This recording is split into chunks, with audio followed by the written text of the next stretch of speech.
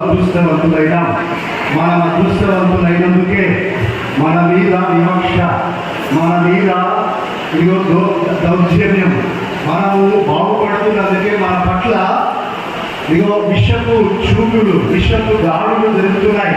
ఇది మతం మీద దాడులు బీజేపీ గవర్నమెంట్ అయితేనేమి, ఈ ఆర్ఎస్ఎస్ బీజేపీ లేదా ఈ మతోన్మాదులు అందరూ చేస్తున్నది మతం మీద దాడి కాదు, అది కులం మీద, దళితుల మీద జరిగిన దాడి కాదు, పాస్టర్ మీద దాడి జరిగింది కాదు, మతం మీద జరిగినది కాదు, అది దళితుల మీద జరిగిన దాడి, అది మాదిగ మాలల మీద జరిగిన దాడి. లోపల విషయము ఇలా మాదిగ జాతిని, మాల జాతిని, అణగారిన వర్గాలను మరింత అణిచివేయటం జరుగుతున్న పెద్ద కుట్ర. ఈ కుట్రలో మనమందరం ప్రతిరోజు నలిగిపోతున్నా కూడా చింతలేదు.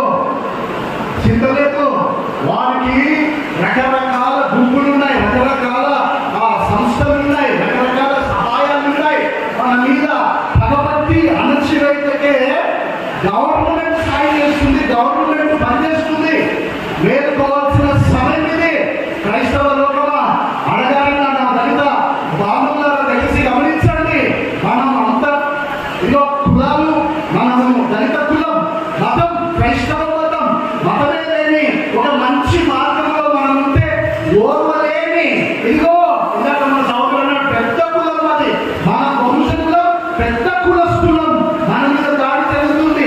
ఎక్కడ దాడి జరిగితే క్రైస్తవుడి మీద కానీ, సంఘం మీద కానీ, శావుడి మీద కానీ ఎక్కడ జరిగినా అది నా మీద దాడిగా భావించాలి, అక్కడే అరికట్టాలి.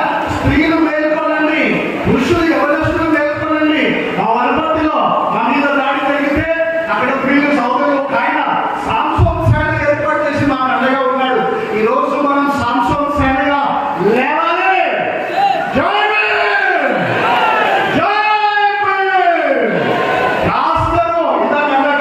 ఒక చేతిలో రాజ్యాంగం ఉండాలా, మరొక చేతిలో బైబిల్ ఉండాలా. రాజ్యాంగం భూమి మీద ఎలా బ్రతకాలో నేర్పిస్తుంది, బైబిల్ పరలోకం ఎలా చేయాలో నేర్పిస్తుంది. ఈ మాటలు మనసులో ఉంచుకొని ఇంటికి వెళ్ళాలి.